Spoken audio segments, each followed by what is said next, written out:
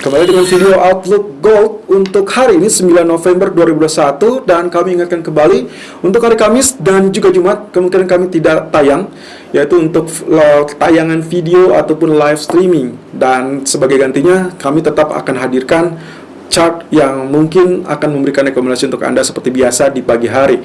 Tapi jangan lewatkan, di minggu depan kita akan tampil kembali live streaming di hari Senin, lalu kemudian di hari Kamis kita akan ketemu dengan webinar Agrodana Trader Incubator dengan topik yang paling penting dan sangat dinantikan. Karena ini sudah menuju akhir tahun 2021, kita akan coba lihat perspektif market outlook untuk tahun 2022 seperti apa. Karena seperti kita ketahui bahwasanya taper sudah diberlakukan per bulan November ini, atau lebih tepatnya di pertengahan bulan November. Apakah market akan bergerak turun atau bergerak naik? Sebagian mungkin sudah dapat jawabannya, karena kita lihat sendiri reaksi dari market kecenderungannya adalah relatif tenang. Tidak terjadi taper tantrum, dikarenakan tidak adanya kenaikan suku bunga yang diprogram ataupun dihembuskan oleh Fed. Ya, dalam waktu dekat Fed lebih tegas bahwa mereka tidak ada rencana untuk menaikkan suku bunga. Nah, tapi untuk hari ini kita akan lihat bagaimana kondisi outlook gold. Kalau kita perhatikan kemarin, sebetulnya kita perhatikan pernah terjadi atau sempat terjadi pola penurunan, dan itu sempat menyentuh zona TP pertama kita di 1812.20. Walaupun kalau Anda perhatikan lagi di malam harinya memang spike, dan Anda betul-betul harus simak dengan baik, dengan jelas bahwasanya di grafik pun kami sempat memberikan isyarat harus berhati-hati dengan pernyataan dari Powell, karena kecenderungannya bisa saja kita masih tetap dalam zona bullish, dan itulah yang terjadi tadi malam. Turun singkat, turun ringkas, kemudian dia mengalami kelanjutan kenaikan nyaris sampai zona resisten yang paling penting 1833, 1834. Kini pertanyaannya adalah apakah zona tersebut bisa ditembus atau tidak. Kalau kita lihat dalam 3 bulan terakhir, level ini memang kecenderungannya sangat sulit untuk mengalami penembusan. Tapi apakah kali ini dia kembali rejection? Bisa saja, atau bahkan bisa saja mengalami penembusan. Bagaimana kalau misalkan tembus? Ya, kalau Anda simak lagi rekaman dari live streaming kemarin, saya sudah sempat menyampaikan terkait ekspektasinya. Kalau ternyata penurunan tersebut relatif terbatas dan itu sesuai dengan harapan, walaupun tidak mencapai target yang maksimum di area 1806, 1809, itu bukan berarti skema yang kemarin gagal total. Tapi yang harus Anda perhatikan adalah kemungkinan pola lanjutannya. Nah, di grafik 4-nya, saya sudah sempat menyampaikan terkait dengan outlook, bisa saja nantinya kita akan berharap adanya atau munculnya Elliott Wave terbaru. Kalau kemarin Elliott Wave muncul di H1, termasuk sejak hari Jumat di 1 November, maka untuk kali ini kita akan mengandalkan Elliott Wave yang berpotensi muncul di grafik H4. Jadi perhatikan, saya tidak bilang bahwa H4 kali ini sudah berada di dalam zona Elliott Wave, melainkan saya menyampaikan sejak kemarin bahwasanya H4 bisa saja akan muncul menjadi Elliott Wave kalau atau dengan syarat dan kondisi tertentu, dan itu yang akan saya kupas untuk hari ini. Ya, kita simak saja dalam video Gold Outlook, karena kalau kita lihat dari data ekonomi, praktis malam ini hanya rilis data PPI atau inflasi dari sektor atau dari sisi produsen yang diperkirakan naik tipis 0,6% dibandingkan sebelumnya 0,5%. Kita akan lihat technical view untuk kali ini, di mana Treasury dan juga DXY berpotensi kembali mengalami tekanan. Technical View 9 November 2021. Irfan untuk Agrodana. Technical Outlook 9 November 2021 jam 12:08 waktu Indonesia bagian Barat. Kembali dengan outlook dari DXY dan juga dari Treasury Yield, yang nanti malam ada auction atau lelang obligasi untuk tenor 10 tahun, dan itu akan mempengaruhi pergerakan yield. Ya, jadi obligasi akan mempengaruhi pergerakan yield karena biasanya berlawanan. Jadi kalau demand untuk obligasi mengalami kenaikan, kemungkinan treasury yield akan mengalami penurunan. Oke, kita lihat lebih dulu dari posisi DXY, di mana pola kenaikan yang kemarin ternyata terjegal kembali di zona resisten, dan sesuai dengan perkiraan 2 minggu yang lalu ya sebetulnya, ini dia masih tetap efektif. Jadi kalau misalkan dilihat dari secara H4-nya, dia masih tetap berada di resisten dan juga areal support yang paling jauhnya di paling bawah. Ini berarti dia masih berkutat di areal tengah ya, sampai ke atas. Kemudian seperti biasa dia menguji lagi areal tengah. Apakah tengahnya nanti akan ditembus apa tidak, itu yang harus dinantikan. Nah, mengingat hal tersebut, Anda bisa lihat sendiri. Di sini rejection-nya cukup kuat dan dia mengalami bertubi-tubi tekanan, sehingga kita asumsikan kalau misalkan nantinya dia menyentuh level katakanlah ini level 93.83 ya, berarti jaraknya sedikit lagi dari 93.92. Nah, kemudian kalau ternyata tidak ditembus, jangan lebih dulu khawatir, karena kemungkinannya bisa saja in case pergerakan tersebut justru adalah penahan atau kemungkinan tertahan lebih dulu, karena mungkin saja nantinya setelah itu dia akan swing high seperti ini, kemudian nantinya dia akan lanjutkan dengan pola penurunan ya, dan ini bisa mengakibatkan pola pergerakan mirip dengan apa yang kita sebut dengan head and shoulder, dengan catatan berarti harus menjadi tahanan lebih dulu di area supportnya. Nah, ini berarti pula akan ada gangguan untuk potensi kenaikan gold untuk hari ini, tapi itu efektif untuk sifatnya relatif sementara. Saya sih berharapnya kemungkinan data tersebut adalah data PPI atau data CPI, tapi yang paling besar yang berpengaruh itulah data CPI esok malam.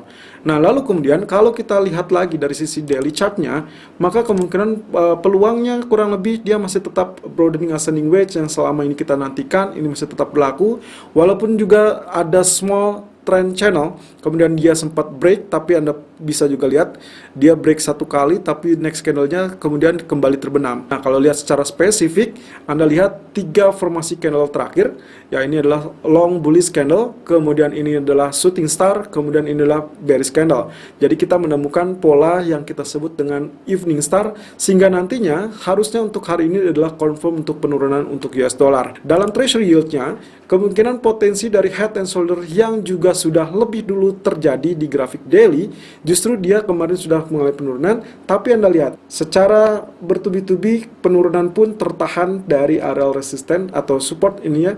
Ini adalah area support yang kita sudah gunakan sejak 1 bulan terakhir, ternyata dia disentuh kembali dan efektif. Nah, nantinya walaupun kalau misalkan kita lihat di sini, ini adalah bullish harami yang berarti akan terjadi kenaikan untuk treasury yield untuk hari ini, tapi karena ada auction ataupun lelang obligasi malam nanti di jam 1 malam atau 1 dini hari, maka perhatikan hasilnya akan seperti apa. Kalau hasilnya meningkat, maka kemudian treasury yield akan lanjut melemah atau lanjut tertekan dan tembus zona support ini, dan itu diperkuat dengan kondisi dari MACD yang sudah menukik, lalu kemudian bar dari histogram pun menunjukkan volume yang semakin besar untuk tekanan. Technical view gold 9 November 2021 jam 12.15 waktu Indonesia bagian barat, high 1827.00, low 1821.60 dan running price 1823.30. Oke, sejauh ini dia tertahan di range yang cukup sempit antara 1827 sampai 1821. Kita perhatikan lebih dulu candlestick yang tercipta kemarin. Oke, apakah ini terjadi hanging man? Sayangnya tidak terlampau ideal ya, walaupun kalau Anda perhatikan apa yang kami share tadi pagi, kami sempat menyebutkan tentang hanging man tersebut. Tapi setelah diteliti lebih lanjut, ternyata real bodinya itu kecenderungannya jauh lebih besar dari kondisi hanging man seharusnya.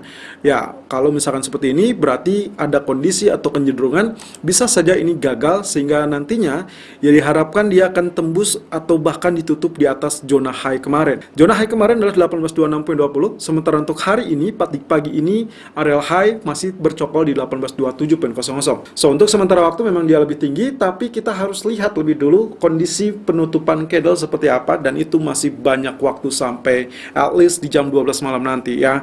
Dan jangan lewatkan auction atau treasury auction, itu akan mencerminkan apa yang akan terjadi dengan treasury selanjutnya. Kalau ternyata dia berhasil mengalami kenaikan, maka kita akan mendapatkan dorongan positif untuk gold, sehingga treasury pun akan terbenam.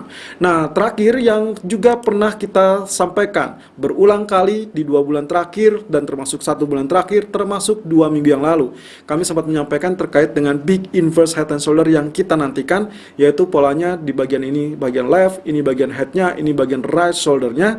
Kemudian apakah dia masih tetap berlaku apa tidak? Ya, nampaknya seperti demikian ya. Kalau Anda lihat penurunan kemarin sampai zona 1758.60, ini sebelum FOMC, dia kecenderungannya masih tetap tertahan dan sangat bagus ya, karena dia tidak menciptakan new low. Nah, kalau misalkan seperti ini, juga areal support trendline kita bisa andalkan. Kemudian yang kemarin dia sudah tembus 2 hari yang lalu. Nah, berarti kita hari ini harus melihat apakah dia tetap sustain atau ditutup di atas level resisten yang sebelumnya ditembus apa tidak. Ingat, resisten ditembus, sekarang berubah menjadi areal support, sehingga areal ini akan menjadi areal strong support yang diharapkan, yaitu 1805. Jika sebelumnya dia tembus 1807, berarti pertanda breakout untuk areal resisten. Nah, sekarang resisten berubah menjadi areal support, berada di areal 1804, 1805, yang artinya kembali, kalaupun dia ada penurunan, dianggap normal sebagai pullback di fase zona tersebut. Nah, terakhir yang menjadi permasalahan utama kita di dalam 3 bulan terakhir adalah level areal resisten 1833, 1834. Kenapa? Kalau Anda perhatikan di sini, satu kali ya, ini yang sempat kita kupas di live streaming kemarin di tanggal 15 Juli 2021 dengan areal tertinggi 1833.90. Kemudian yang kedua kalinya di 1832.40, itu adalah 29 Juli, dan of course kali ini tail yang dianggap, berarti kita lihat 1831.50 di tanggal 4 Agustus, dan terakhir tentunya di tanggal 3 September 1833.80.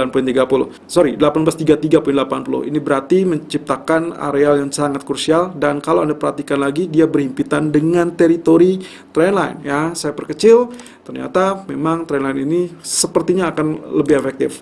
Jadi kalaupun misalkan kita asumsikan di sini apakah terjadi rejection apa tidak, bisa saja ya, bisa saja. Kalaupun misalkan dianggap akan terjadi breakout, juga bisa. Kenapa? Kalau secara hitungan, maka ini adalah keempat atau bahkan kelima kalinya, yang berarti ada kecenderungan dia akan mudah untuk ditembus, dan saya rasa nantinya kita akan melihat teritori 1845. Jadi 1833, hati-hati kalau misalkan dia tembus, dia akan bercokol di 1845 atau bahkan lanjut menciptakan areal tertinggi yang terbaru, itu adalah 21 Januari 2021 di 1874 ya. Tapi kalaupun misalkan tidak, maka ekspektasi saya adalah penurunan hanya sebatas 1813. Itu adalah zona yang sebelumnya minggu lalu sebelum NFP atau bahkan sebelum FOMC selalu terganjal. Jadi kemungkinan 1813 atau maksimum 1805 sebagai zona pullback dari triangle tersebut. Kemudian kalau kita lihat dari grafik H4-nya, kemarin di live streaming saya sudah sempat sampaikan, andai kata kenaikan ini prima, maka yang diperlukan adalah kenaikan lanjutan sampai zona Fibonacci expansion 161.8%. Kenapa? Karena kita akan melihat potensinya akan menjadi atau berpeluang menjadi Elliott Wave Structure. Nah, kemarin di live streaming juga saya sudah share terkait dengan pola Elliott Wave tersebut, harus minimal wave 3-nya adalah berada di 1.61.8 atau 161.8% dari wave 1. Itu berarti kita menggunakan Fibonacci expansion seperti ini, dan kita dapatkan 161.8%-nya adalah 1848. Artinya apa? Kalau ternyata dalam 2 hari ke depan, katakanlah hari ini dan besok, dia menciptakan areal spike ataupun kenaikan sampai 1848, maka kita anggap dia sudah membentuk wave ketiga. Nantinya kalaupun ada penurunan, itu diharapkan hanya berkisar kepada potensi wave keempat yang biasanya 38.2% dari panjang wave ketiga. Karena wave 3-nya belum tercipta dan kita belum bisa menyimpulkan adanya Elliott Wave, maka saya abaikan lebih dulu, tapi perhatikan zona 1824 yang sekarang sedang diuji dan termasuk nempel di areal tersebut, sehingga nantinya kita akan lihat apakah daily resisten 1833 itu bisa ditembus apa tidak. Nah, kemudian untuk areal penurunan sendiri, ekspektasinya adalah maksimum 1809 itu jadi strong demand atau strong support, sehingga nantinya bisa menjaga kemungkinan pola lanjutan dari Elliott Wave, wave ketiga. Tapi lagi-lagi saya ingatkan, ini baru sekedar potensi, bukan cerminan bahwa Elliott Wave sudah terjadi. Kemudian kalau kita lihat dari grafik H1, nah secara short termnya ternyata kemarin pola ABC atau ABC untuk corrective wave ternyata tidak berjalan mulus, sehingga dia melanjutkan kenaikan dan tembus 0%. Artinya apa? Artinya kalau misalkan ternyata Fibonacci retracement 0% sudah ditembus, itu menandakan kelanjutan dari kenaikan. Itulah gunanya Fibonacci retracement. Berarti terakhir dia terjadi koreksi itu hanya mentok di 23.6% di 1812, sehingga untuk hari ini pun diharapkan pun ini akan menjadi teritori yang cukup optimal karena juga berhimpitan dengan areal trendline. So, strategi untuk hari ini di pagi hari sampai mungkin menjelang sesi New York, ya katakanlah dengan rilis data PPI di malam hari, maka kemungkinan Anda masih bisa melakukan buy on dip lebih dulu di 18.18 ataupun 18.20-an. Lalu kemudian target pertamanya 18.25 dan 18.33 sebagai areal tertinggi kedua atau target kedua, dengan stop loss 18.12.00. Saya mengantisipasi in case ternyata dia terjadi penembusan di zona ini. Kalau ternyata sampai malam hari dia tetap bertahan di 18.18 lalu kemudian kembali ke 18.25, maka stop. Anda harus exit lebih dulu, kemudian perhatikan grafik H4 yang tadi saya gambarkan dengan peluang pola penurunannya, ya diharapkan mungkin masih ada sampai 18.09. Kalau ternyata mencapai 18.09 di malam hari, ini adalah zona yang paling bagus dan paling ideal sebetulnya. So, selalu gunakan stop loss dan risk management sesuai dengan equity dan strategi trading Anda. Irfan untuk Agrodana.